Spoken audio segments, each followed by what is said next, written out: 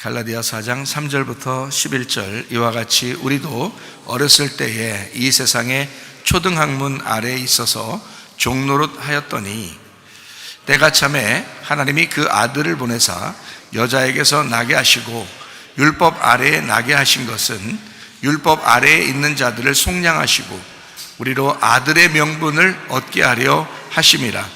너희가 아들이므로 하나님이 그 아들의 영을 우리 마음 가운데 보내사 아빠 아버지라 부르게 하셨느니라. 그러므로 네가 이후로는 종이 아니요 아들이니 아들이면 하나님으로 말미암아 유업을 받을 자니라. 그러나 너희가 그때에는 하나님을 알지 못하여 본질상 하나님이 아닌 자들에게 종노릇 하였더니 이제는 너희가 하나님을 알 뿐 아니라 더욱이 하나님이 아신 바 되었거늘 어찌하여 다시 약하고 천박한 초등학문으로 돌아가서 다시 그들에게 종노릇 하려 하느냐. 너희가 날과 달과 절기와 해를 삼가 지키니 내가 너희를 위하여 수고한 것이 헛될까 두려워하노라. 아멘. 여기 이제 갈라디아 4장에 있는 이 말씀은 율법의 종에서 벗어나서 우리를 아들 되게 하는 축복. 그러니까 율법의 종에서 벗어나 아들 되게 하는 것이 축복이다. 그래서 너희가 하나님의 아들이 되었는데 다시 종노릇 할 수 있겠느냐, 이제 이런 이야기죠. 그러니까 종노릇은 지금 여기서는 율법이라고 얘기한 거고, 이제 너희가 은혜를 받아 하나님의 아들이 되어서 아빠 아버지라고 하나님을 부르는 사람이 되었는데 다시 너희가 천박한 초등학문과 같은 그런 날과 달과 절기 월삭 이런 것들을 지켜서 마치 율법적으로 예배를 드려야 하나님이 좋아하시는 것처럼 그렇게 생각하는 그런 사람들이 있다. 다시는 그러지 말고 은혜 가운데 있어야 된다. 그러니까 은혜 가운데 있는 것은 어떤 절기를 중요하게 여기는 것이 아니고 모든 날들이 매일매일이 오늘이 바로 하나님의 날이다, 이렇게 생각하고 살아가는 것이다. 그러니까 우리에게 주어진 오늘 하나님과 함께 동행하는, 또 내일을 우리에게 주실 그 하나님을 기대하고 소망하고 오늘 또 하나님이 우리에게 주신 그 날을 기쁨으로 즐거움으로 이렇게 은혜로 복음으로 살아야 된다, 그런 말씀입니다. 그러니까 율법에서 벗어나서 아들 되게 하는 축복이 우리에게 주신 하나님의 축복, 원래 하나님이 우리에게 주고 싶어 하던 그 축복이 바로 종이 아니라 아들이었다. 그러니까 우리를 종처럼 여기에 살게 하려고 한 게 아니고 아들처럼 살게 하려고 하나님 우리를 부르셨다, 이제 이런 말씀이 갈라디아서 4장입니다. 그렇죠? 이제 그래서 하가를 통해서 그 여종을 통해서 이스마엘이 나오고 또 사라를 통해서 이삭이 나오고, 그래서 그 중에 아들은 누구밖에 없다 그래요? 이삭밖에 없다, 이렇게 하죠. 왜냐하면 이스마엘은 아들 아닌가요? 이스마엘도 아들이죠. 아브라함 입장에서는, 그죠? 아들인가 아는데 이제 이거를 율법의 아들이다 이렇게 말하려고 한 거고, 이삭을 은혜의 아들이다 이렇게 얘기하려고 한 거예요. 그래서 그렇게 나누어서 얘기하려고 한 것이고, 그 어미들이 있으니까 하나는 이제 시내산, 하나는 예루살렘, 이렇게 나누어 가지고 율법과 은혜를 나누어서 이제 설명하는 그런 장면들이죠. 이제 율법에서 벗어나서, 율법의 종에서 벗어나서 하나님의 아들이 되려면 그냥 막 되는 게 아니고, 성경을 보니까 뭔가 큰 문제들이 이제 우리에게 오고 그 문제가 이제 해결이 돼야 요게 딱 이제 아들이 되는 역사가 있더라 이 말이에요. 그 문제가 어떤 거냐면, 율법의 종에서 벗어나서 이제 하나님의 아들이 되려면 그 벗어난다 하는, 그 벗어난다는 게 있어야 된다는 거죠. 그 벗어난다는 게. 그래서 그 벗어나는 거를 뭐라고 성경은 우리에게 가르쳐 주고 있느냐? 크고 두려운 날이다. 너희에게 크고 두려운 날이 임해야 된다. 그래서 크고 두려운 날이 성경에 이제 나오는데요. 우리가 한번 성경을 찾아볼까요? 스바냐서 2장 1절 2절. 수치를 모르는 백성아 모일지어다 명령이 시행되어 날이 겨같이 지나가기 전, 여호와의 진노가 너희에게 내리기 전, 여호와의 분노의 날이 너희에게 이르기 전에 그리할지어다, 이렇게 되어 있습니다. 그러니까 여호와의 진노, 여호와의 분노의 날이 임하기 전에 모여라, 이렇게 되어 있죠. 그죠? 그때 모여라. 그러면 모이면 어떻게 하겠다는 거예요? 모여서 죽여버리겠다는 얘기입니다. 그래서 분노의 날, 그 진노의 날을 맞이하라는 거예요. 모여서 맞이하라. 그거를 이제 만나라 그 말이에요. 자, 말라기서 4장을 봅니다. 말라기 4장 5절 6절. 보라, 여호와의 크고 두려운 날이 이르기 전에 내가 선지자 엘리야를 너희에게 보내리니 그가 아버지의 마음을 자녀에게로 돌이키게 하고 자녀들의 마음을 그들의 아버지에게로 돌이키게 하리라. 누구를 얘기하는 거예요? 자녀인 내가 하나님 아버지에게 돌아가도록, 회개죠, 회개. 하나님 아버지가 그 마음을 우리에게 돌이키도록, 회개죠. 그래서 이걸 서로 돌아간다, 서로 돌이키는 회개를 만든다. 누가 오면은, 엘리야가 오면 그렇게 된다는. 그러니까 회개를 잘 하나님 앞에, 여러분이 하나님하고 가까이 안 있었는데 뭐 떨어져 있었는데 하나님하고 가까이, 자꾸 하나님하고 가까이 만나도록 만들어 주는 사람이 엘리야인 거예요. 그렇죠? 그러니까 저는 여러분에게 이제 어떤 역할을 하는 거예요? 내가 예수님은 아니죠. 내가 예수님은 아닌데 무슨 역할을 하는 거예요? 말라기 4장 5절 6절 보니까 엘리야의 역할을 하고 있다는 거죠. 그죠? 엘리야의 역할. 엘리야가 오면은 여러분에게 엘리야를 만나, 엘리야, 제대로 된 엘리야를 만나면 어떻게 된다? 여러분이 하나님에게 마음을 돌이키게 돼 있다. 하나님도 여러분에게 마음을 돌이키게 돼 있다. 자, 무슨 말인지 알겠죠? 그래서 자, 하나님 아버지 마음을 자녀에게, 자녀들의 마음을 아버지에게로 돌이키게 하리라. 돌이키지 아니하면 두렵건대 내가 와서 저주로 그 땅을 칠까 하노라 하시니라. 이렇게 돼 있잖아요. 그죠? 그러니까 마음을 돌이켜서 회개해야 되겠죠? 자, 이제 우리가 여기 지금 스바냐서, 말라기서, 그리고 갈라디아 4장 이렇게 읽었잖아요. 성경을 읽으니까, 자, 크고 두려운 날, 이런 것이 이제 임해야 된다. 누가 먼저 와? 엘리야가 먼저 와서 우리를 이제 그걸 만나게 한다는 거죠. 그러면은 우리가 이제 어떻게 되나, 율법의 종에서 벗어나서 하나님의 아들이 된다. 그러니까 요 벗어난다, 그 과정을 거치기 위해서 그런 거예요. 하나님의 아들이 됐는데 거기서 막 진노가 임하고 이건 아니란 말이에요. 그러니까 여기서 이제 율법의 종에서 벗어나게 하려고 이런 진노가 임하는 거예요. 그렇죠? 그래서 너희가 초등학문에 있어서는 안 된다, 이런 말이고요. 그래서 벗겨내야 되니까 벗겨내고 이걸 하나님의 아들의 삶을 살아야 된다, 이래서. 그래서 크고 두려운 심판이 여러분에게 있어야 된다. 이거는 이제 우리가 쉽게 얘기하면 회개라고 그러는 거고, 회개는 하나님 앞에 돌이키는 거예요. 돌아가는 것이다. 이거를 회개다, 그렇게 말하죠. 그러니까 율법이 마치고 진리의 은혜가, 또 구원이, 그리고 치료가, 회복이 찾아오게 되는 거. 율법의 그 올가매는 감옥 같은 그 율법이 우리에게서 끝나고 은혜가 찾아와, 구원이 찾아와, 천국이 찾아와, 치료가 찾아와, 문제 해결이 찾아와.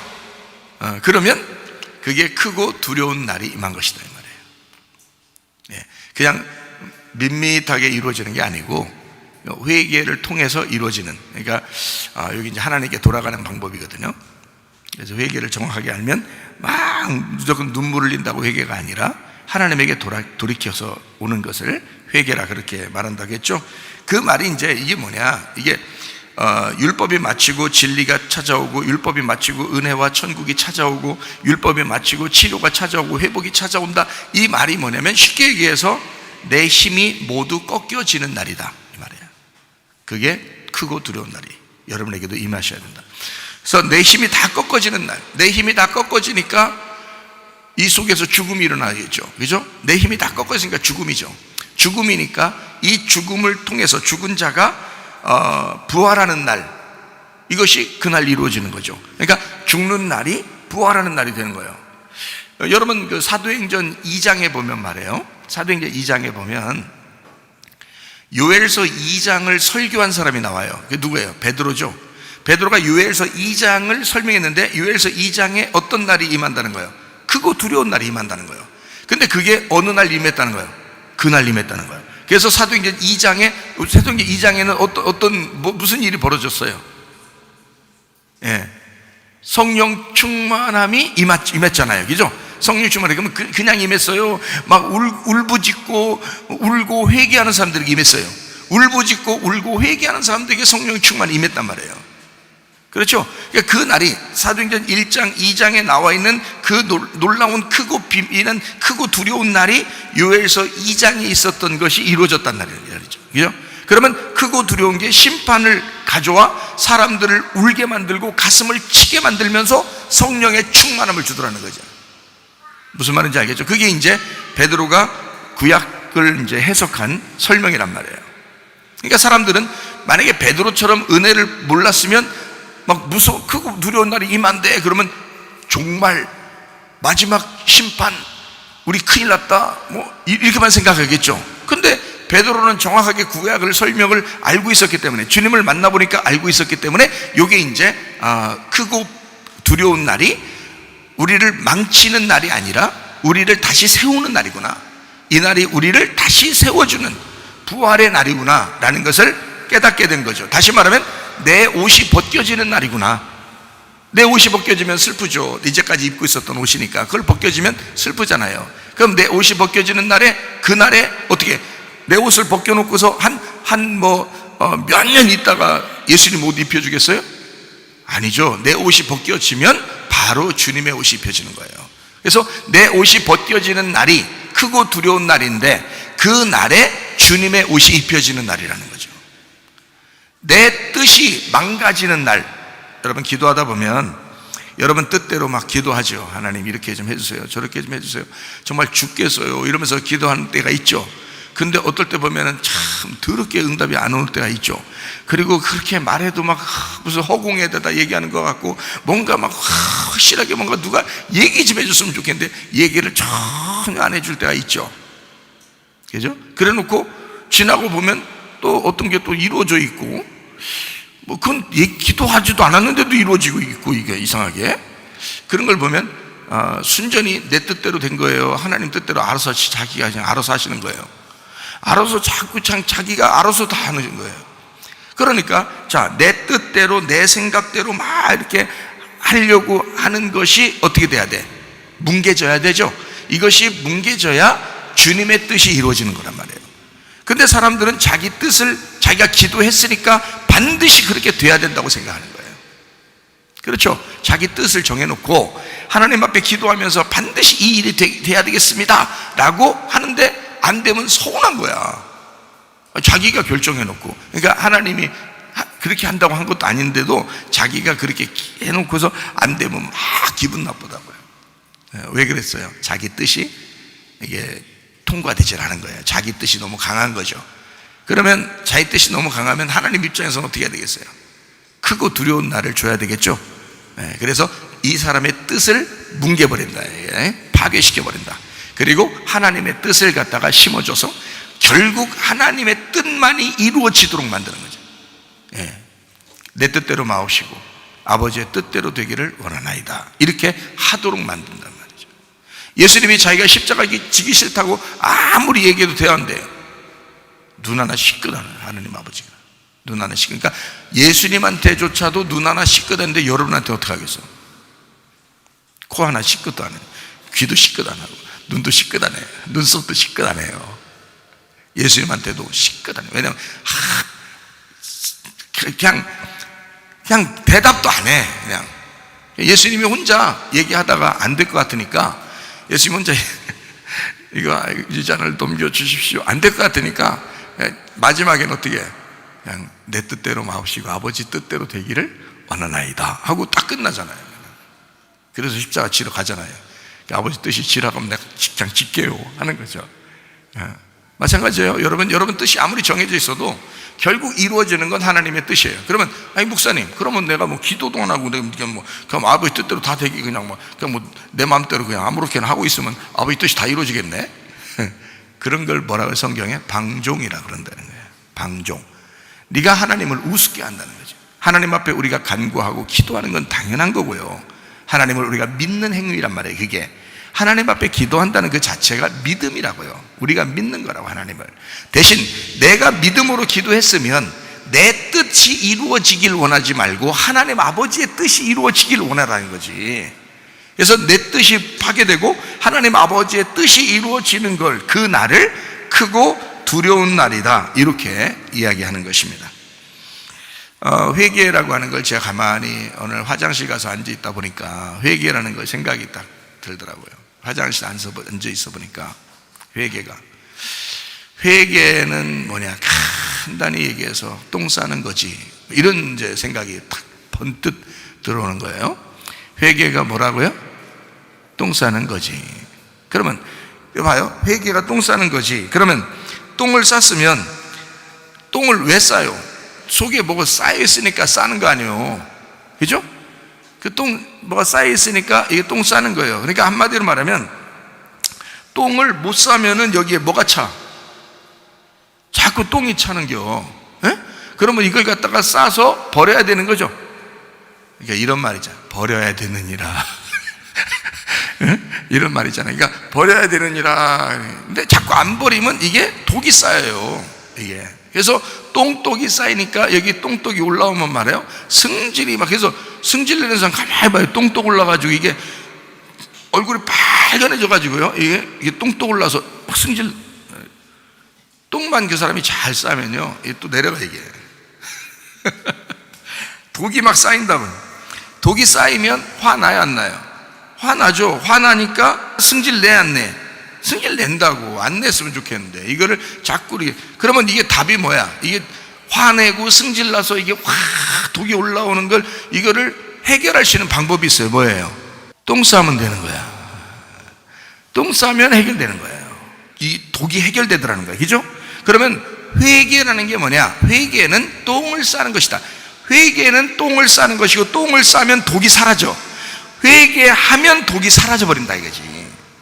그러면 똥 쌌으면, 자, 똥 싸고 내려가는 거를 자꾸 쳐다봐요? 네? 내리는 게 그렇게 아까워가지고 내릴까 말까, 내릴까 말까, 이거 나가면 내가 얼마나 서운할까. 둘이 관계가, 내 몸 안에 있었던 둘이 관계가 하나였었는데 이거를 둘이 분리시켜서 내보내려고 하니까 서운해, 안 서운해? 안 서운해 되겠죠? 서운해가지고 자꾸 그걸 손으로 집으려고 그러면 안 되잖아. 그러니까 이걸 자꾸 내보내야 되는 거야, 그죠? 똥 싸는 게 회개고, 회개해야지 해답인데, 그래서 요거를, 똥을 쌌으면 어떻게 돼야 돼? 요거를 다시 끌어들여서 내 속에 집어넣어야 돼? 아니면 손으로 만지작 거려야 돼? 어떻게 해야 돼? 쌌으면 잊어버려야 되는 거야. 그거를 쳐다보면서 내리는 사람이 있어. 어떤 사람은 모르겠어요. 아쉬운 건지 모르지만 쳐다보면서 내리는 사람이 있어요. 근데 어떤 사람은 이렇게 앉아서, 대부분 그렇지, 쳐다보면 더럽잖아. 그러니까 더러우니까 탁 이제 손을 뒤로 이렇게 해가지고 크럭 내리거나, 발로 이렇게 탁 눌러서 이렇게 탁 내리거나, 이렇게 해서 그냥 안 보고 싶죠. 그거를 쳐다보면서 막 자꾸 신경 써서 막 쳐다보고, 더 막 현미경 같이 이렇게 막 더 이렇게 하면서 쳐다보면서 내리고 그러지는 않잖아요. 안 쳐다보고 내리려고 한다고요. 잊어버리는 거예요. 자, 똥을 쌌고 났으면 속이 이제 편해, 안 편해요? 독이 없어졌죠? 그러면은 속이 편하니까 화가 나요, 안 나요? 화가 안 난다고. 독이 쌓이질 않으니까 화가 안 난다고. 그러니까 회개를 한 사람이 화를 내겠어, 안 내겠어?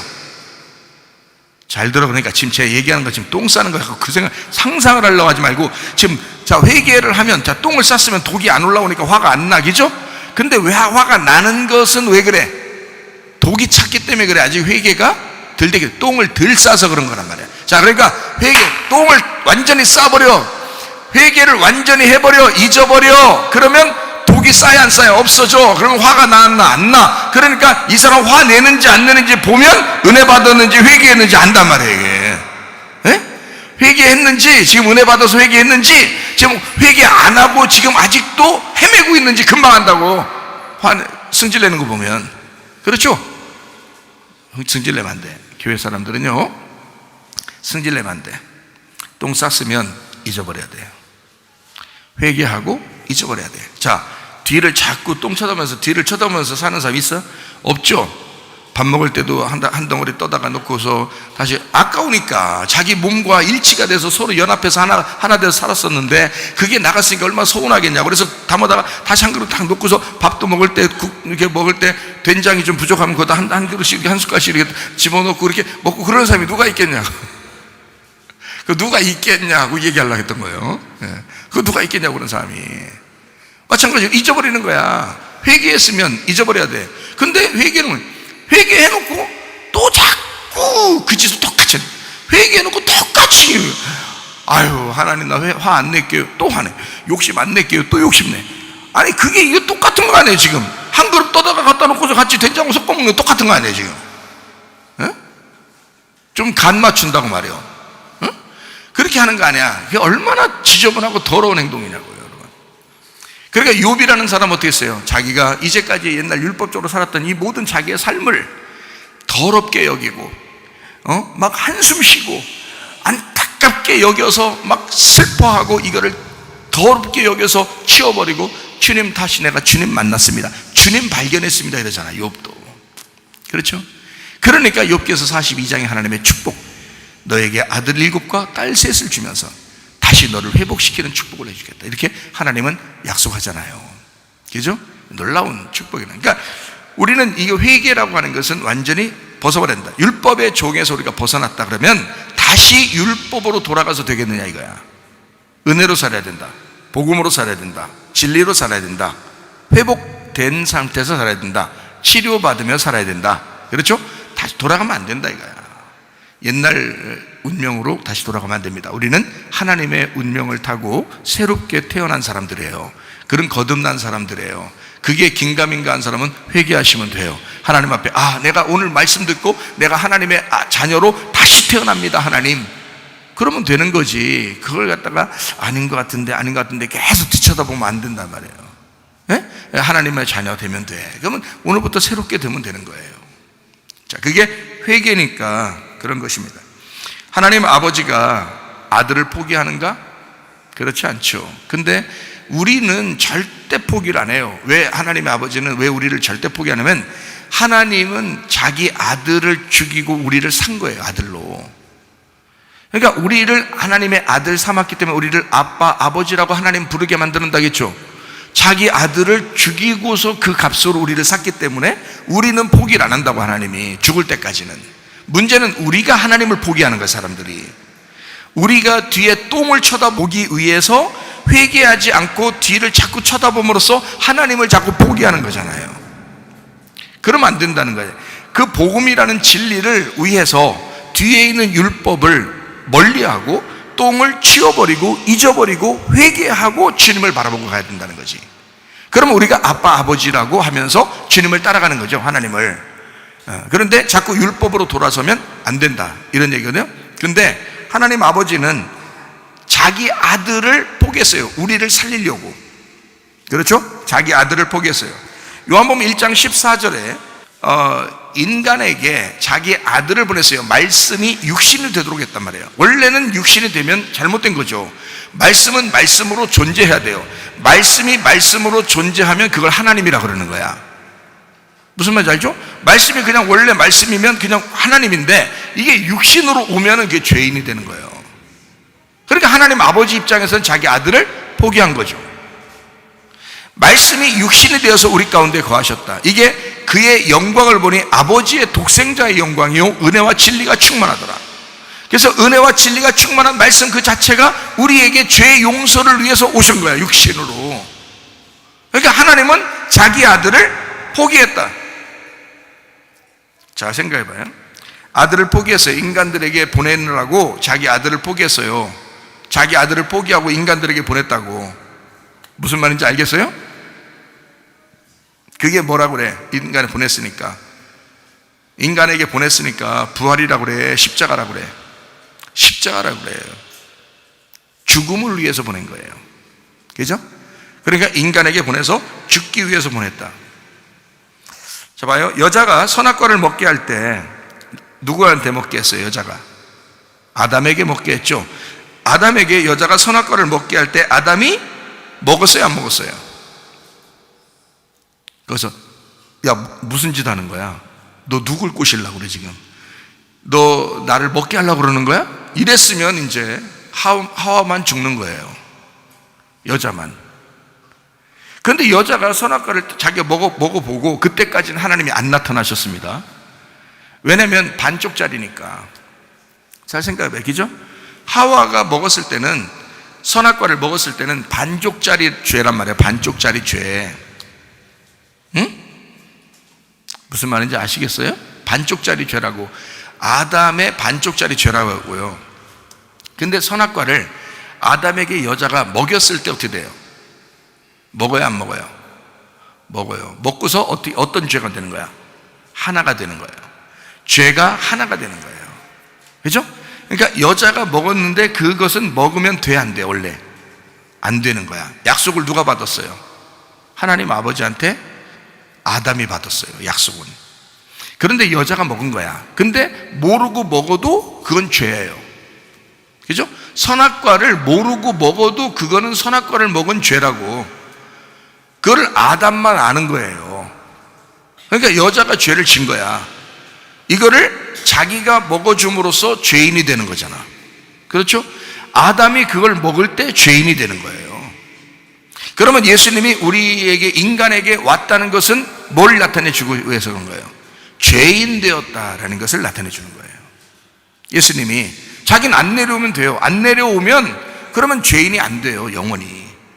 그런데 예수님이 이 땅에 내려오셔요. 문제는 죄인 되기 위해서예요.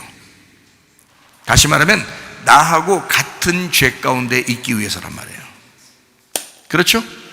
그러니까 여자가 선악과를 먹었을 때 아담이 그것을 같이 먹어줌으로써 같이 죄인이 되었다. 그리고 이 땅에 쫓겨나셨다. 하늘에서 이 땅에 내려오실 때 말씀이 육신이 되었다는 것이 하나님으로부터 거꾸로 내려온 거죠, 이쪽으로. 원래 우리는 하늘로 올라가야 되잖아요. 그죠? 이게 바르게 가는 거잖아요. 근데 하늘에서 이 땅에 내려왔다면 거꾸로 내려온 거예요. 그죠? 거꾸로 내려온 거야. 그러니까 하나님으로부터 벗어났다는 얘기죠. 하나님으로부터 쫓겨났다. 그죠? 네. 그러면 하나님 아버지는 아들을 쫓아냈으니까, 그 신부를 구하라고 쫓아냈으니까 아버지는 계속 아들을 기다릴까 안 기다릴까? 아들을 기다리죠. 자기가 쫓아냈으니까. 자, 아버지가 당황하고 안절부절할까요? 아들이 당황하고 안절부절할까요? 예? 자, 잘 들어요? 쫓겨난 아들이 안절부절하고 당황할까요? 쫓아낸 아버지가 안절부절하고 당황할까요? 여러분이 안 해보셔서 잘 모르죠? 자녀들한테 그렇게 안 해보셔서 잘 모르죠? 자, 자녀가 잘못했다고, 여러분, 잘못했다고 빗자락으로 때리다가 쫓아냈어. 쓸어버렸어, 이렇게 밖으로. 예? 근데 이 아들이 진짜 멀리 떠났어. 그럼 여러분 어떡할 거야? 진짜 빗자락으로 때려가지고 쓸어서 버렸거든요? 근데 이 아들이 안 오는 거야. 멀리 가 있는 거야. 멀리 간 거야. 아빠가, 엄마가 잠 못 자. 예? 못 자. 그래도 잠이 온다면 그 정신 이상 자요. 그래도 잠이 온다면. 근데 아들은 아버지, 엄마가 그렇게 걱정할 거라는 것까지 그만큼은 몰라요. 쫓겨난 아들은 안절부절하지 않습니다. 당황하지 않습니다. 아, 내가 쫓겨났구나. 이렇게 해요. 어느 날 이제 가면 되겠죠. 근데 아버지, 엄마는 이 아들이 올 때까지 안절부절합니다. 잠 못 자요. 자기가 쫓아냈기 때문에. 자기가 쫓아내서 당황하는 거예요. 자기가 쫓아내놓고 자기가 당황하는 거예요. 원래 그렇게 돼 있어요. 근데 자기가 나간 사람이 있어. 자기가 나간 사람. 자기가 죄를 짓고 자기가 나갔다. 그러면 누가 당황할까요? 응? 자기가 혼자 나갔어. 혼자. 아버지가 혼내서 나간 게 아니야. 자기가 혼자 잘못하고 혼자 나갔어. 혼자 도망갔어요. 가출해버려서 혼자. 근데 아버지는 아버지, 엄마는 물론 기다리죠. 찾죠. 근데 그 아들이 올 때 아들이 더 미안해 할까? 아버지가 더 미안해 할까? 네? 둘 다 미안해 해요? 아니라고. 나간 자식이 돌아올 때 미안해 한다고요. 그래서 탕자는 나갔을 때 돌아오면서 아버지한테 내가 어떻게 하지? 아버지한테 어떻게 하지? 그런 거예요. 근데 아버지 입장에서는 아들을 쫓아낸 거죠. 아버지가 아들을 내보낸 거잖아요. 그죠? 생각해봐요. 아들이 돈 달라고 그래요. 다 반 나눠서 달라고 그래요. 그러니까 아버지가 반을 나눠서 가도록 허락했어요. 그러니까 아버지 입장에서는 자기는 쫓아낸 거고 아들 입장에서는 자기는 나간 거야. 그러니까 둘 다 당황하는 거지. 그래서 아버지가 막 당황하는 거예요. 아버지가 안절부절하고 잠도 못 자고 밖에 서서 기다리잖아요. 그죠? 근데 이 아들은 또 아들대로 어떻게 해요? 오면서 너무너무 미안한 거예요. 너무너무 죄 가운데 있어서 아버지한테 너무 죄를 지은 거예요. 너무 미안한 거야. 당황하는 거예요. 안절부절 못하고, 그죠? 거기에서는 둘 다 마찬가지 그렇게 나오죠, 그죠? 그러니까 부모가 쫓아낸, 그리고 아들이 나간, 그 두 가지가 같이, 그러니까 둘이 같이 만났으니 얼마나 반갑겠어요. 둘이 얼마나 반갑겠어요, 그죠? 어쨌든 자, 하나님이 이 땅에 이제 예수님을 쫓아냈어요. 그래 놓고서 하나님이 이 아들이 돌아올 때까지 안절부절 할까 못할까? 안절부절 못하지. 그냥 막 당황해가지고 계속 기다리는 거예요. 아버지 언제까지? 자기 아들이 커서 십자가를 질 때까지 기다리는 거예요. 근데 십자가를 져서 죽기만 하면 이제 그 다음 이제 어떻게 하는 거예요, 아버지가? 그때는 이제 아버지가 쏜사이같이 가서 그 아들을 품에 안는 거예요. 무슨 말인지 알겠죠? 그러니까 하나님은 우리를 그렇게 생각하신다. 다시 말하면 우리가 우리는 우리가 죄를 져서 나왔는데 하나님은 우리를 어떻게 생각하냐? 자기가 쫓아낸 것으로 여긴다 이거죠. 선악과를 먹고 너희들을 내가 쫓아냈어, 이렇게 생각한다는 거지, 하나님 아버지가. 그래서 창세기에 그렇게 나오죠, 그죠? 창세기 3장에 창세기에 보면 내보내잖아요, 그죠? 창세기 3장에 내보낸다고. 그런 것처럼 하나님은 우리를 자기가 내보낸 것처럼 여기고 자기가 오히려 당황해서 우리를 불러들인다. 우리가 나갔는데 우리가 하나님 앞에 아버지에게 다시 찾아가려고, 아버지에게 우리가 어떻게 하면 찾아갈 수 있을까, 어떻게 하면 아버지 만날 수 있을까를 우리가 또 노력한다는 거지. 그걸 성경에서는 천국을 침노한다 이렇게 말하는 거예요. 하나님께 돌아가려고 그런다. 우리 입장에서는 그렇게 하려는 거예요. 하나님 입장에서는 우리를 너무너무 사랑하셔서 계속해서 당황하시고 계속 기다리고 있다. 그런 마음이, 하나님 마음들을 이제 보면 좀 이해가 될 수가 있겠죠, 그죠? 에서 같은 경우는 에서하고 야곱하고 있으면 하나님이 이제 그 야곱이 나가잖아요, 그죠? 그러니까 에서는 자기가 집에 있었고 야곱은 나갔고, 나중에 돌아오게 될 때 어떻게 해요? 돌아오게 될 때 에서가 당황해요, 야곱이 불안해해요? 야곱이 더 불안해한다고, 자기가 나갔잖아요. 그래서 돌아올 때 그냥 두르면 안 되는 거야. 그냥 두르면 너무 부담스러운 거예요. 형을 만나는 게 너무 무섭고 부담스러운 거예요. 그래서 돌아올 때 이 천사하고 싸워가지고 어떻게 해요? 이스라엘이라는 축복을 받게 돼요. 그 축복을 못 받으면 자기는 못 만나라고 하는 거예요. 너무 불안해서, 그죠? 나간 사람이니까. 근데 하나님과의 관계에서는 하나님은 이제 어떻게 보냐면 이렇게 보는 거죠. 하나님은 자기가 인간을 쫓아냈을 때 인간이 하나님에게 돌아오는 것이 쉬운 게 아니거든요. 그러니까 하나님이 계속 길을 마련해 주는 거예요. 자기가 당황한 거니까, 자기가 불안하다고. 부모가 자식을 그렇게 내보내 놓고 그거를 그냥 두지 않는다고요. 계속 길을 마련해서 돌아오도록 만드는 거예요. 그게 창세기 3장에 시작을 한 거예요. 그래 놓고 요한계시록까지 쫙 성경을 써놓은 거라고요. 요셉 형들한테 쫓겨났죠, 그죠? 요셉 형들이 버렸잖아요. 그래서 애굽으로 팔려갔잖아요. 그러고 난 다음에 나중에 요셉하고 형들하고 만났잖아요. 애굽에서 만났을 때, 그때 요셉이라는 걸 알고 형들이 어떻게 해요? 엄청 불안해합니다. 자기들 어떻게 할까봐, 그죠? 자기들이 쫓아냈기 때문에 요셉은 당황하지 않아요. 요셉은 안절부절하지 않는다. 여유가 있다고요. 형들이 왔을 때 여유가 있었다고요. 그런데 형들이 요셉을 만났을 때 너무 불안한 거예요, 그죠? 그러니까 쫓아낸 자는 자기가 불안해하는 거예요. 근데 나간 자는 자기가 나간 자가 불안한 거예요. 무슨 말인지 알겠죠? 근데 하나님하고 우리의 관계가 이렇게 돼 있다는 거예요. 우리가 선악과를 먹고 우리가 죄를 져서 우리가 나간 거예요. 근데 하나님은 우리를 네가 선악과 먹었으니 나하고 분리가 되었다, 내가 너를 쫓아낸다, 이렇게 하는 거고요. 그러니까 둘 다 당황하는 거예요. 둘 다 안절부절 못하는 거예요. 그러니까 둘 다 안절보다 못하는 사람이라면 둘 다 어떤 관계가 있어요? 서로 만나고 싶어서 만나고는 싶은데 그게 서로 이게 힘든 거예요. 그런 관계가 우리 하나님과 우리와의 관계란 말이에요. 이거를 율법으로 만들려고 했었는데 구약에서는 그거로서는 만날 수가 없다는 겁니다. 율법으로는 종이니까 만나지 못해요. 근데 아들이 되면 복음으로 아들로 만나면 친분 관계가 되잖아요. 아빠 아버지가 된다고요. 아빠 아버지. 그렇게 하나님은 만들고 싶어 하는 거예요. 그래서 욥기서 같은 데도요, 욥이라고 하는 걸 있잖아요.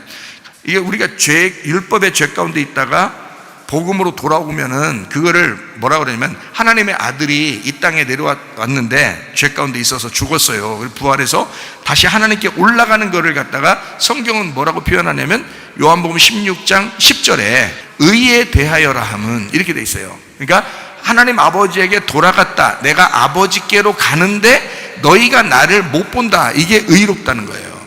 그 말은 예수님이 하나님 안에서 있었는데, 예수님이 이 땅에 내려왔다가 죽으시고 부활했을 때 하나님에게 다시 돌아가는 거란 말이에요. 돌아가는 거를 의롭다 그러는 거예요. 자, 여러분, 가정주부가 집에서 집안일을 하고 그러면 기분 좋을까 안 좋을까요? 가정주부가 집에서 집안일 하면 애기들 잘 돌보고 집안일 하고 그러면 기분 좋을까 안 좋을까요? 기분 좋아요. 그게 가정주부가 가정주부답게 살았다, 이게 의롭다 그러는 거예요. 가정주부가 바람나면요, 가정주부가 남편 출근시키고 그래서 막 비비고 뭐 홀짝홀짝 뭐 마시고 돌아다니고 막 다른 사람 사귀려고 그러고 막 그냥 돈이나 쓰러 돌아다니고 이러면 이거를 뭐라고 그래요? 성경에서는 불의하다. 가정주부가 가정주부답게 살지 못했다 하는 거예요. 그러니까 가정주부는 가정주부의 일로 돌아와야 되는 거야. 그걸 의롭다 그러는 거예요. 자기의 자리로 돌아오라는 거죠. 남편은 어떻게 해요? 남편은 남편의 자리로 돌아와야 되는 거예요. 어떤 사람은 남편이 남편답지 못한 사람도 있어요. 여자한테 윽박지르고 말해요. 자기 맘대로 살고, 남편이 막 자기가 주인인 줄 알고 그냥 막 여자를 함부로 대하는 사람들도 있고요.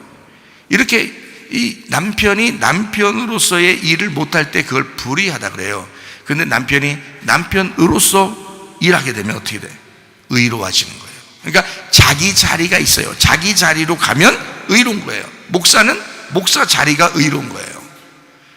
성도는 성도 자리가 의로운 거예요. 집사는 집사 자리가 의로운 거예요. 그게 예수님은 하늘나라의 자리가 의로운 거라고요. 그래서 이 땅에 내려왔을 때는 불의하기 때문에 다시 하늘나라로 올라가는 걸 의롭다라고 표현한 거란 말이죠. 자기 자리로 돌아갔다 이거예요. 그러니까 이 땅에 내려올 때는 뭘로 내려왔어요? 율법으로 내려왔어요. 자기 자리로 돌아갈 때는 은혜로 올라가는 거예요. 무슨 말인지 알겠죠? 그러니까 은혜와 진리가 충만하신 예수님이고, 그분이 이 땅에 내려와서 율법을 완성하려고 온 거죠.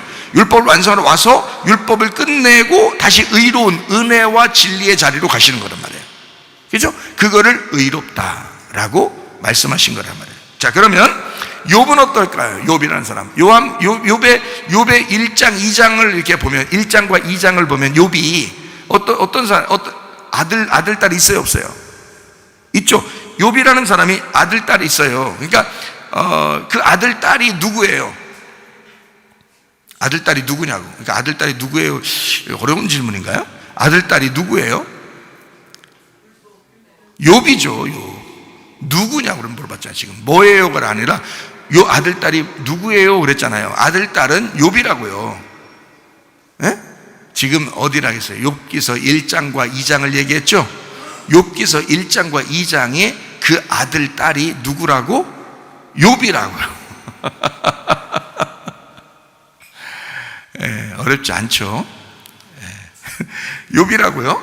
그러면 42장에, 욥기서 42장에 나온 아들, 딸이 또 나오죠. 그 아들, 딸은 누구예요? 욥이죠. 그러니까, 그죠?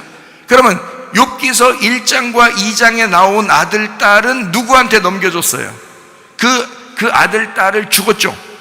죽었으니까 이 욥이 가만히 있는데 하나님이 사탄하고 싸우잖아요. 야, 내 종 욥 봤냐? 이러면서. 그러니까 하나님의 종 욥을 뭘 만들려고 했던 거예요? 하나님의 종 욥을 뭘 만들려고 했던 거야? 아들 만들려고 하는 게 욥기서란 말이에요. 그러니까 하나님은 자기 종 욥을 일부러 탁 드러내는 거예요. 그래 놓고 누구한테 던져주는 거야? 먹잇감으로. 사탄한테. 너 먹잇감으로 너 한번 먹어봐 그러는 거야. 네가 내 종 욥을 한번 먹어봐 던져주는 거예요. 아들 딸 다 죽이고. 그러니까 첫 번째 아들, 첫 번째 종인 욥을 사단에게 넘겨주잖아요. 한마디로 말하면 하나님 입장에서 잘 생각해봐요.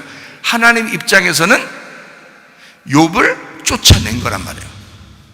지금 제가 얘기하는 거 이해가 되십니까? 욥을 지금 하나님 입장에서는 욥을 쫓아낸 거란 말이야. 그 말은 다시 말하면 뭐예요? 욥을 하나님은 포기하신 거라는 거예요. 누구한테 넘겼어? 사탄한테 넘겨줬잖아. 자, 아시겠죠? 자, 성경을 잘 이해하시면 참 재미나죠. 성경이 잘 이해가 되고 재미나죠. 자, 그러면 욥을 이제 사탄한테 넘겨서 여러분이 지금 욥기서 1장과 2장에 나타나는 욥의 상태가 여러분의 상태인지도 몰라요. 그걸 지금 생각해 보시라고. 하나님이 그거로 여러분을 끝장내려고 하는 게 아니라 여러분을 사탄에게 넘겨주는 이유는 뭘 만들려고 했다? 아들 만들려고. 이 과정이 필요한 거였다는 거예요. 그러니까 하나님은 반드시 여러분을 훈련시키는 거예요. 여러분을 하나님의 아들로서, 하나님의 딸로서 정확하게 하나님의 사랑스러운 따뜻한 하나님의 아들, 딸을 만들기 위해서 여러분을 잠시 환난에 넘겨줄 수가 있다는 얘기야. 그게 욥기서란 말이죠. 사단에게 첫 번째 아들 욥을 사단에게 넘겨줬어요. 그리고 욥기서 42장에 보면 내 종 욥을 둘째 아들로 만들어내는 거죠. 그죠? 그러니까 첫 번째 아들로 있을 때의 그 종 욥을 이제 환난에 넘겨주고, 그리고 42장, 욥기서 42장에는 둘째 아들로 자기 아들로 하나님이 자기 아들로 만들어낸다는 거죠. 그래서 욥이 꼼짝 못하죠. 그렇게 만들어내니까.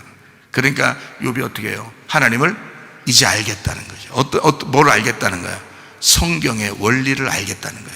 하나님 마음을 알겠다는 거야. 하나님이 내가 요즘 왜 이게 힘든지 그걸 알았다는 거야. 자기가 귀로만 하나님을 알았었는데, 귀로만 들었었는데 이제 눈으로 이제 직접 하나님을 알게 되었다. 여러분에게 혹시 그런 어려움들이 있을지도 모르죠. 그러나 하나님은 여러분을 반드시 축복하십니다. 욥에게 세 친구가 있었어요. 자, 욥이라고 하는 사람이 1장, 2장에서의 욥과 욥기서 42장의 욥은 전혀 반대의 상황이에요. 그러니까 앞에는 종인 욥이고 뒤에 42장, 욥기 42장의 욥은 아들이라는 욥이에요. 그러니까 하나님은 종에서 아들로 만들어요. 그러면 다시 말하면 어떻게? 율법에서 복음으로 만들었다. 이렇게 말이 나오겠죠. 그죠? 이 성경이라고 하는 게 그렇게 이어진 그런 말씀이다 라고 하는 거죠. 자, 욥기서를 보면 친구 3명이 나와요. 그 친구 3명이 상당히 욥을 괴롭힙니다. 우리가 보면 다 똑바른 말이에요. 다 올바른 말이에요. 나쁜 말 하나도 없어요. 이 욥 세 친구를 얘기를 이렇게 욥기서를 가보면 다 올바른 말만 하거든요. 좋은 말만 해요. 욥한테 정확한 말, 아주 자기들 입장에서 정확한 말을 하는데 하나님은 그게 너무 욥을 괴롭힌다는 거예요. 하나님이 일부러 이걸 지금 환난을 둔 건데 자기들이 막 굉장히 이렇게 욥을 이렇게 정죄하는 거죠. 그거를 성경에서는 이제 욥기서 마지막에 보면 이 세 친구가 욥보다도 못하다 이렇게 하나님은 이게 그 사람들을 인정을 안 해요. 그러니까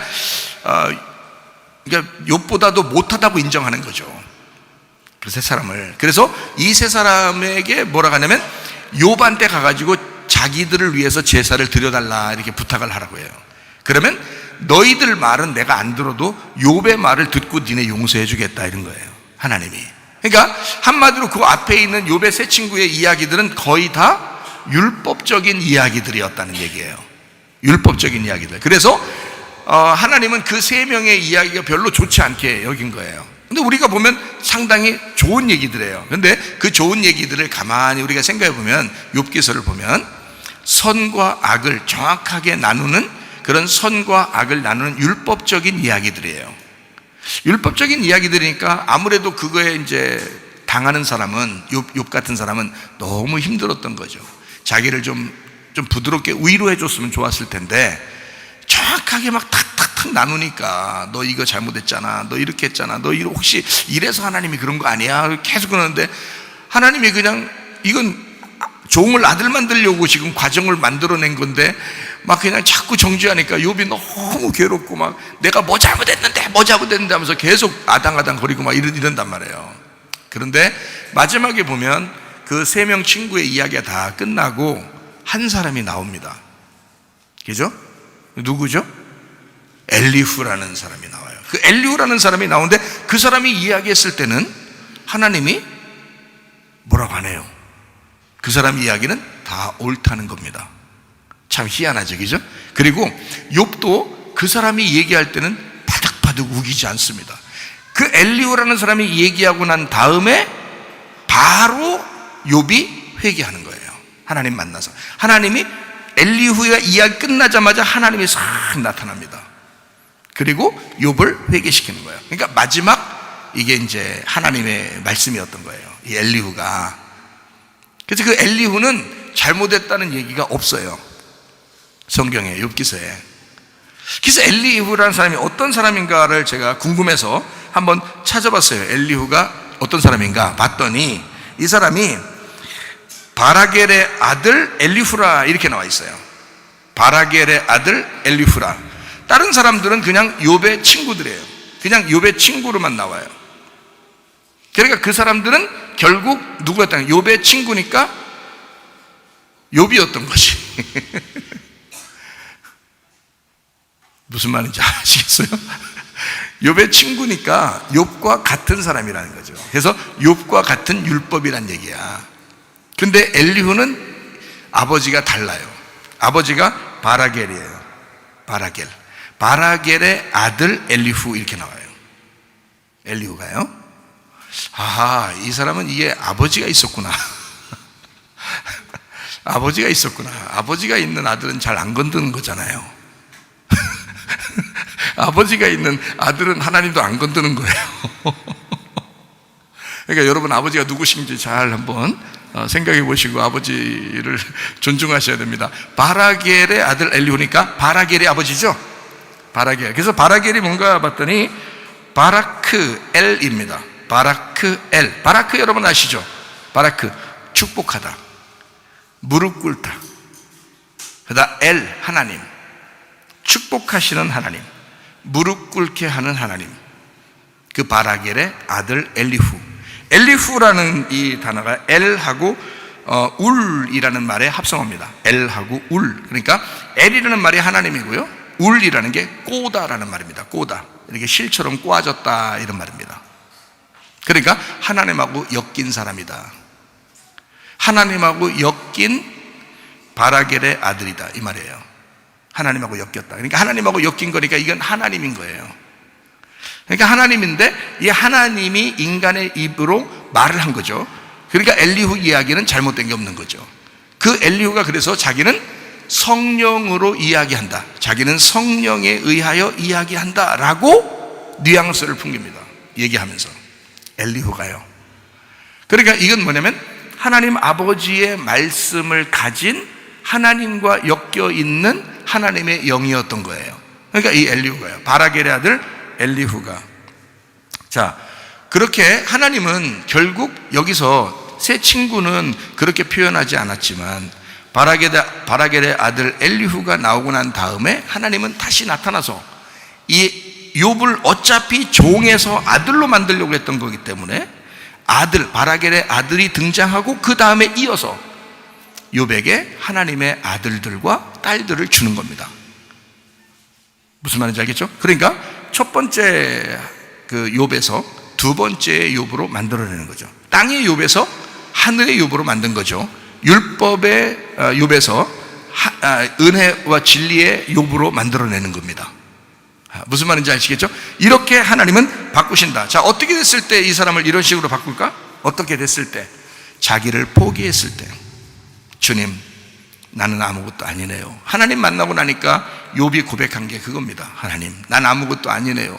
나는 그래도 제사 잘 드리고 예배 잘 드리고 나 그렇게 괜찮은 사람인 줄 알았는데 나만큼 못난 사람이 없네요. 나만큼 부족한 사람이 없네요. 나는 아무것도 아니래요. 티끌과 재 가운데 내가 회개합니다. 하나님, 나 후회합니다. 나 한숨 짓습니다. 결국 하나님하고 대하고 보니까 나는 정말 죄인이네요 라고 고백하는 것입니다. 자, 어떻게 사는 것을 고백한 거예요? 율법적으로 사는 것을 고백한 것입니다. 자기는 율법적으로 하나님을 잘 믿는다고 했던 사람이에요. 그런데 은혜와 진리를 만나니까, 그러니까 자기의 모습을 보게 된 거죠. 내가 율법에 아직도 벗겨져야 할 그런 율법에서 내가 살았구나. 내가 초등학문에서 살았구나. 내가 하나님을 제대로 몰랐구나. 이거를 깨닫게 된 것입니다. 저도 그랬습니다. 저도 옛날에 신학도 공부를 열심히 하고 신학교 5개씩이나 공부하고 공부 책도 엄청나게 많이 읽고 그렇게 공부해서 열심히 목사가 되려고 그렇게 했었는데 나중에 주님 만나고 나니까 다 버리고 싶어요. 그 전에 있었던 걸 다 버리고 싶어요. 아무것도 아니구나. 하나님의 은혜로 우리에게 나에게 말씀하시는 진리의 말씀이 따로 있었구나. 이게 복음이라는 게 따로 있었구나. 주님이 내게 말씀하시고 싶었던 것이 있었구나 라는 걸 알게 됐단 말이에요. 눈물밖에 나올 게 없죠. 눈물로 보답할 수밖에 없는 그런 은혜의 사람이 되더라는 거예요. 욥도 마찬가지예요.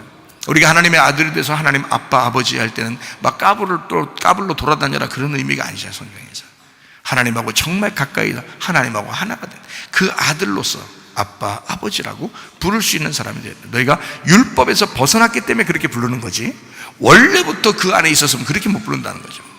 원래부터 이 안에 있었으면 그렇게 못 불러요. 근데 율법에 있었다가 완전히 죽음 가운데서 부활해서 새로운 아들이 되기 때문에 아빠 아버지라고 부를 때는 굉장히 진지한 거예요.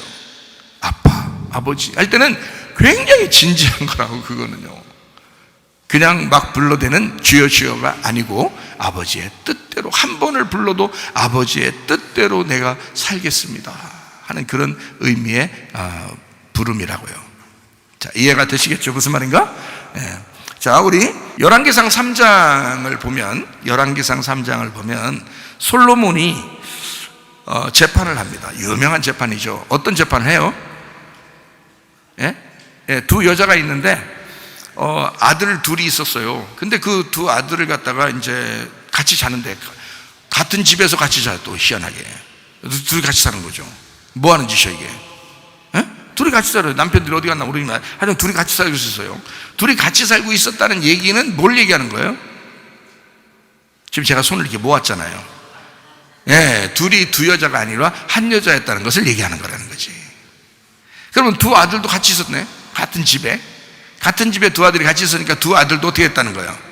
한 아들이라는 거죠. 그렇죠? 자, 그러면 한 번 잘라줘야 되는 거죠. 한 번은 잘라줘야 돼, 그죠? 한 번 잘라줘야. 왜냐면 두 여자가 하나로 이렇게 합쳐진 두 여자인데 또 두 아들이 하나로 합쳐진 아들인데 여기 한 번은 잘라줘야 된다는 거죠. 한 번 잘라진다는 말은 뭘 얘기하는 거예요? 죽는다는 걸 얘기하는 거죠. 예수님이 한 번 죽으심으로 우리의 모든 죄가 용서됐죠. 그러므로 이게 한 번은 잘라줘야 된다는 거죠. 그러니까 여자 둘이 있었는데 아들이 죽은 거예요. 여자는 그냥 있는데 아들이 죽은 거예요. 한 아들이, 둘 중에 한 아들이에요. 어떤 아들인지 거기서 A라는 여자가 있었는데 B라는 여자가 있었는데 A라는 아들이 죽었어. 이렇게 써놓으면 얼마나 편해요, 우리가 볼 때. 근데 그렇게 써놓지 않다고. 왜냐면 둘 똑같은 여자니까 쓸 필요 없는 거 그렇게. 한 아들이 죽었다 이렇게 하면 되는 거예요. 그리고서 한 아들이 남았거든요. 그랬더니 둘 여자가 또 싸움이 일어났어요. 서로 짓거라는 거예요. 자, 자기가 깔고 뭉개가지고 자기 아들이 죽은 그 여자는 분명히 자기가 깔고 뭉갠 걸 알았을 거예요. 일어났을 때. 그죠? 근데 살짝 바꾸는 거예요. 바꾸는 거기다 딱 가운데 갖다 놓고서 자기 아들이라고 주자는 거. 근데 이 사람은 깊이 잠들고서 이제 일어나 보니까 자기는 분명히 깔고 뭉갠 게 없는데, 깔고 뭉개지 않았는데 이상하게 자기 아들이 옆에 이렇게 누워 있는데 저 여자가 자꾸 자기 거라는 거 얘기하는 거예요. 분명히 자기가 봐도 자기 건데. 응? 그러니까 둘이 싸울 수밖에 없는 거죠. 그죠? 그럼 싸웠다는 얘기는 둘 다 아들이 욕심 났다는 얘기예요. 둘 다 아들이 욕심 났다. 그러면 둘 다 아들을 사랑한다는 얘기예요. 그러니까 깔고 뭉개서 죽여버리고 싶은 생각이 아니었던 거예요. 그냥 어떻게 죽은 거예요. 그러니까 한 아들 다른 사람 데려오다가 또 키우려고 한 거죠. 만약에 진짜 자기가 싫어서 깔고 뭉개서 죽었다 그러면 잘 되다 그러지. 딴 남자 만나면 되니까 또. 응?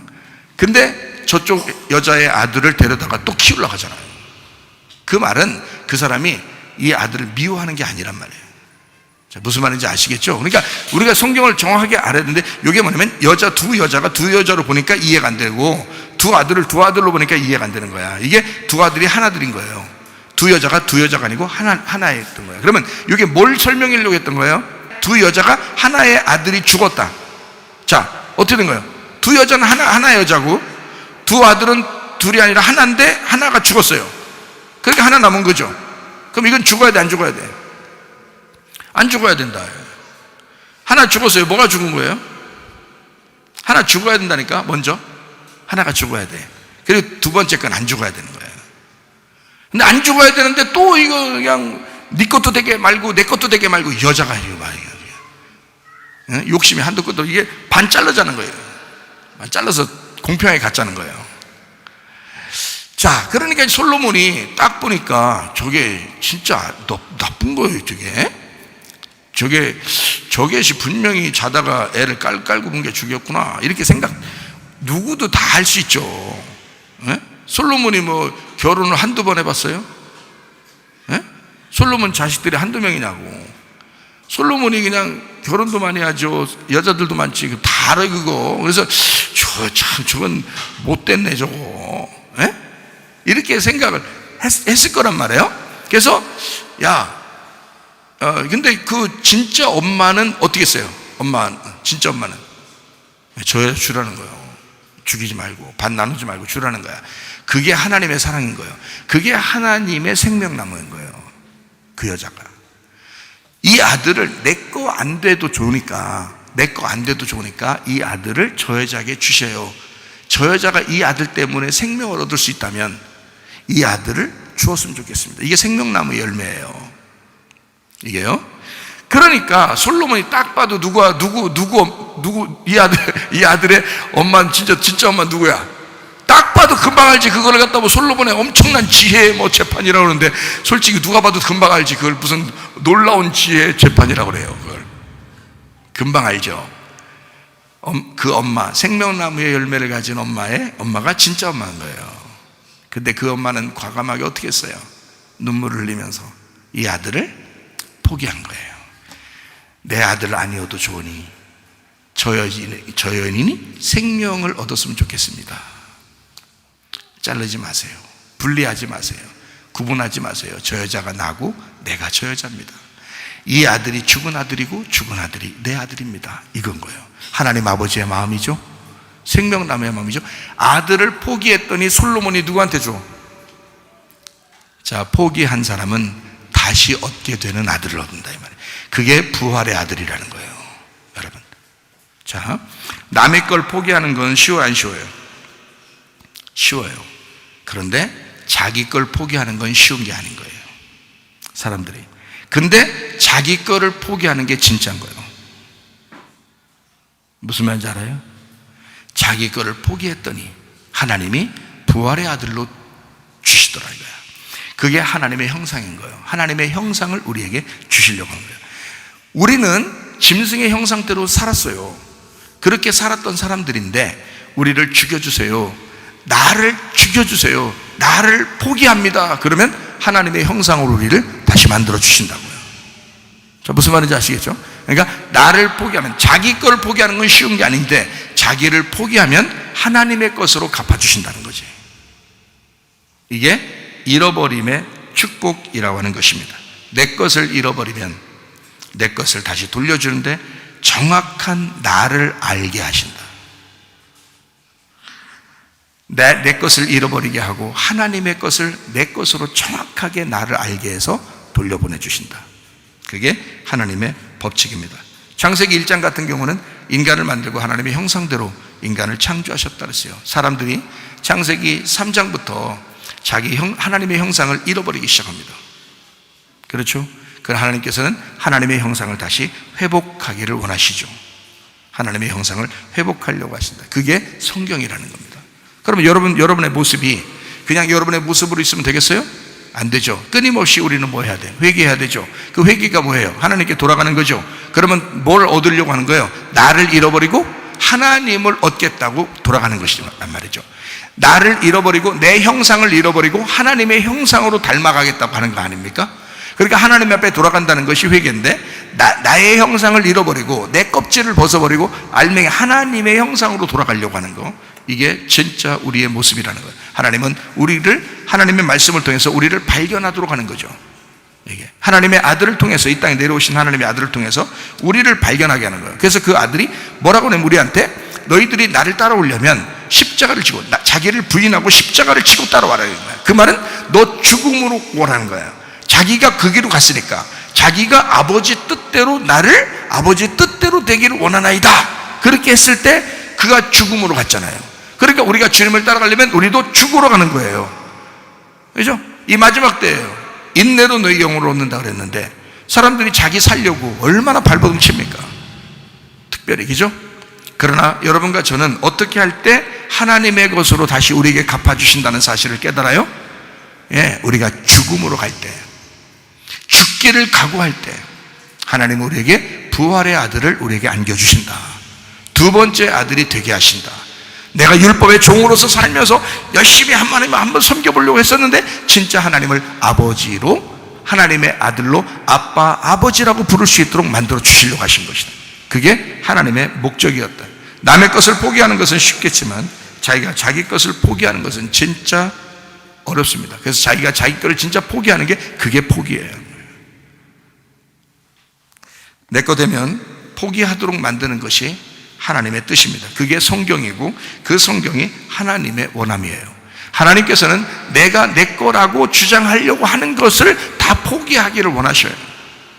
여러분의 가정도, 남편도, 아내도, 부모도, 자녀도, 돈도, 여러분이 가지고 있는 물질도, 여러분의 생명까지도, 여러분의 시간까지도 하나님은 네 거 아니야. 다 하나님 거야. 네가 부활해서 받아야 되는 거야. 너는 죽음까지 가야 되는 거야. 다 네 거 아니야.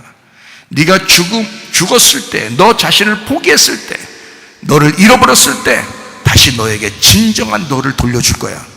그때는 그냥 너의 땅의 운명에 너를 돌려주는 게 아니라 하늘의 운명으로서 하나님의 생명이 된 하나님의 창조로, 하나님의 형상으로 돌려주겠다는 거예요. 그런 하나님의 형상들이 다 되셔야 합니다. 나를 반대되게 해서 죽이는 하나님이 진짜 나의 하나님이십니다. 나와 반대, 이 땅에서 나와 반대인 하나님이 나를 죽이는 하나님, 그가 진짜 하나님이라는 거죠. 뭔가 잘되게만 그렇게 하시는 하나님이 아니라는 거죠. 오히려 그러면 잘못된 하나님을 만날 수가 있다는 거예요. 여러분이 만들어낸 하나님, 여러분이 만들어낸 바알 같은 하나님을 만날 수 있다는 거예요. 그러면 안 된다는 거죠. 진짜 하나님은 나를 죽이는 하나님이라는 거예요.